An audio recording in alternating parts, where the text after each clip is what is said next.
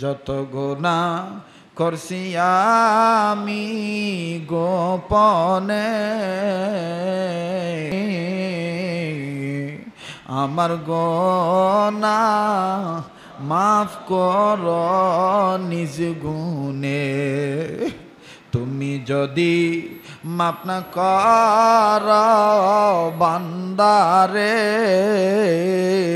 তুমি যদি মাফ না কর বান্দা, তুমি যদি মাফ না কর বান্দারে, বলো বলো বান্দা যাব কার কাছে? বলেন, বলো বলো বান্দা যাব কার কাছে?